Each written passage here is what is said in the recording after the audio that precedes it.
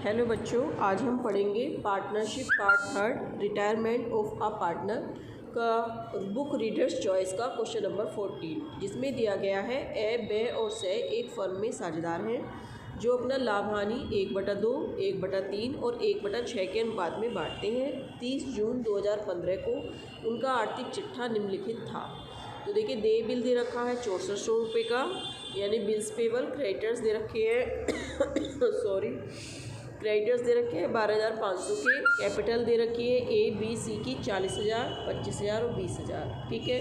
और आपका profit and loss दे रखा है 4500 रुपये का।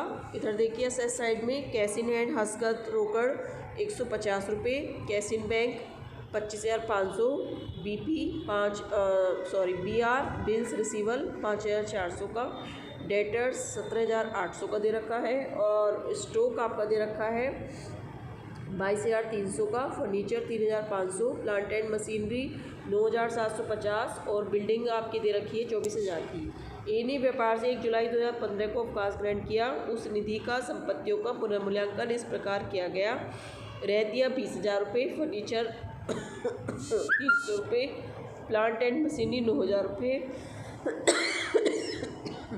भवन 20,000 रुपये।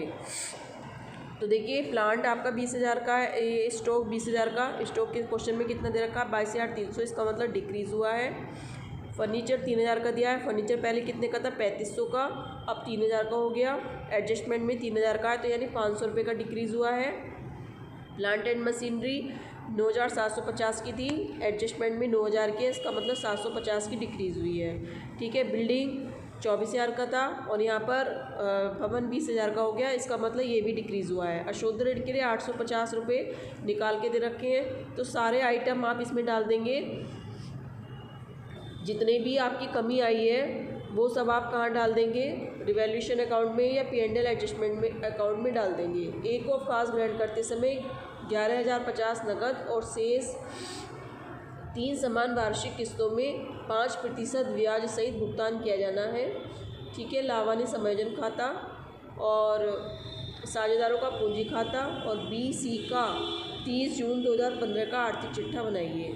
तो जो भी अमाउंट निकल के आएगा उसमें 11,050 तो हम नकद दे देंगे, बाकी का हम उसका लोन में ट्रांसफ़र कर देंगे, ठीक है। तो चलिए अब हम इसका सॉल्यूशन देखते हैं।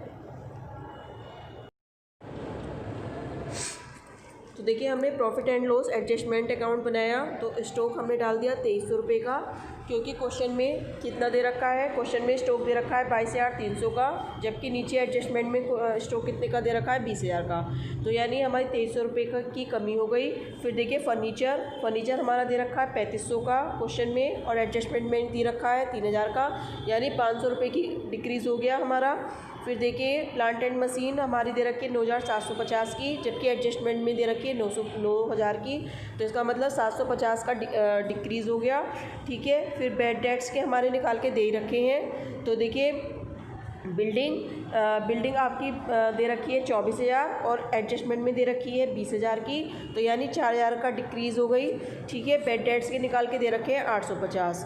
तो देखिए, अब बाई साइड में कोई भी आइटम नहीं आया, इसका मतलब सारा लॉस है, तो हमने जोड़ दिया 8,400 रुपये। 8,400 को हमने 1/2, 1/3 और 1/6 में बांट दिया, तो हमारा लॉस निकल के आ गया 4,200 रुपये, 2,800 रुपये और 1,400 रुपये। ये लॉस हमारा कहाँ जाएगा, ये लॉस हमारा डेबिट साइड में जाएगा कैपिटल अकाउंट के। तो हमने ये डाल दिया लॉस। देखिए, ये वाली जो रकम है ये हमारी लॉस की है, ये हमने डाली है 4,200, ठीक है। ये हमने डाला है ना 4,200, 2,800 और 1,400। P&L एडजस्टमेंट अकाउंट या profit and loss adjustment account. इसके बाद देखिए हमने क्या किया, कैपिटल डाल दी पहले बाई बैलेंस BD। तो देखिए 40,000, 25,000 और 20,000 हमारी दे रखी थी, हमने डाल दिया। फिर हमारा देखिए BP दे रखा है, BP डलता नहीं है, क्रेडिटर्स भी नहीं डलता।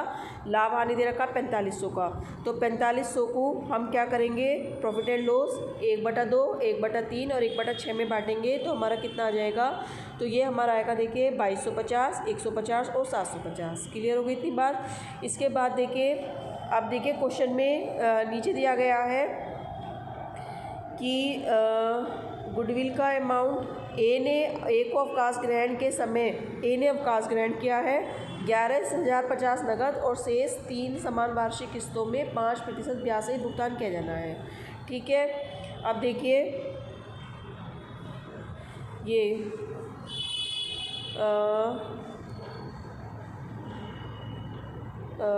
इसमें देखिए, इसमें लाइन कह रखी है कि ख्याति का मूल्यांकन 6,000 रुपये किया गया।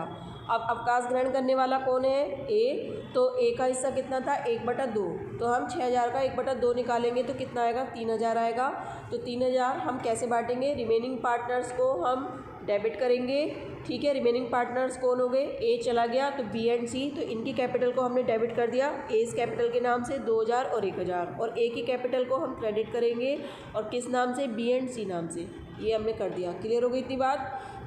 अब देखिए सारे आइटम डल गए, ये भी डल गया, ये भी डल गया। ठीक है, अब हमारा क्या होगा?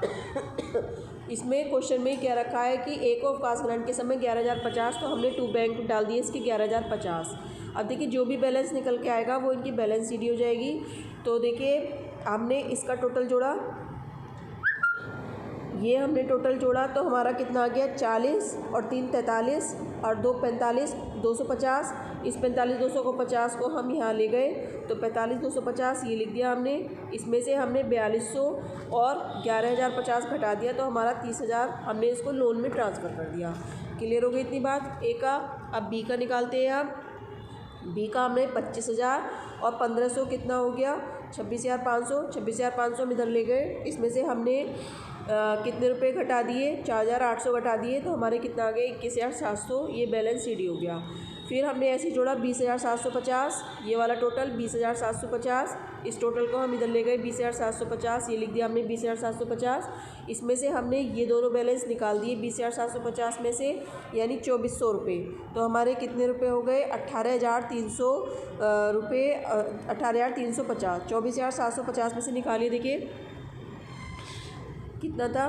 20,750 में से जब आप 2,400 रुपये निकालेंगे तो 0 5 7 में 4 गए, कितना बचा? 3 और 10 में 2 गए 8 1, 18,350 वो हमने यहाँ लिख दिए। क्लियर हो गई? ये आपके आ गई बैलेंस सी डी। क्वेश्चन में हमारा क्या दे रखा है? हस्तगत रोकड़ भी दे रखा है और बैंक भी दे रखा है। तो हमने बैंक में चेंज किया है तो 2 बैलेंस बी डी कितना था?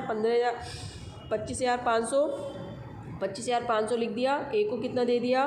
11,050 दे दिया। तो बैलेंस कितना बचा? 14,450। ये 14,450 हमारा यहाँ गया। कैश का बैलेंस 150 रुपये, वो हमने ऐसे डाल दिया। बी आर 5400 रुपये का, वो भी हमने ऐसे डाल दिया। ठीक है, प्लांट एंड मशीनरी जो इसमें एडजस्टमेंट में क्योंकि निकाल के दे रखी है तो हम ऐसे ही डाल देंगे। प्लांट एंड मशीनरी हमने कितने की डाली? 9,000 रुपये की डाल दी, 9,000 रुपये। ठीक है, फिर डेटर्स हमारे 17,850 के दे रखे हैं क्वेश्चन में। 17,800 में से 850 निकाल दी तो हमारे कितने हो गए? 16,950। इसी प्रकार से स्टॉक डाल दिया 20,000 का, फर्नीचर 3,000 का और बिल्डिंग 20,000 की। जो अमाउंट दे रखी है वो डाल दिया हमने। अब हम जब असेट साइड का टोटल जोड़ेंगे तो असेट साइड का टोटल हमारा ये वाला टोटल कितना आ गया? 88,950। देखिए ये आपको चमक नहीं रहा होगा, तो ये है 88,950 इधर साइड का टोटल। ऐसे ही आपने डेबिट साइड क्रेडिट उसका लायबिलिटी साइड का टोटल कर लीजिए। तो लायबिलिटी साइड का टोटल करेंगे तो देखिए बिल्स पेबल आपने ऐसे ही डाल दिए 6400 रुपये। क्रेडिटर्स 12,500 का, इसमें कोई चेंज नहीं है, ऐसे ही डाल दिया। ए का कितना बचा था? 30,000 उसके लोन में ट्रांसफ़र किया था तो हमने 30,000 रुपये डाल दिया। और कैपिटल बी और सी की बैलेंस सी डी कितनी निकल के आई थी? 21,780 और 18,350 को जोड़ दिया हमने तो 40,050 आ गया। तो देखिए इधर का भी जब हम इन अमाउंट को टोटल को जोड़ेंगे किस को, इन सारी अमाउंट को, तो हमारा कितना आ जाएगा? ये आ जाएगा 88,950। तो देखिए सिंपल क्वेश्चन थे दोनों। तो ये क्वेश्चन हमारे हो गए हैं और फिर भी आपको कोई प्रॉब्लम हो तो आप मुझसे कमेंट करके पूछ सकते हैं। Thank you.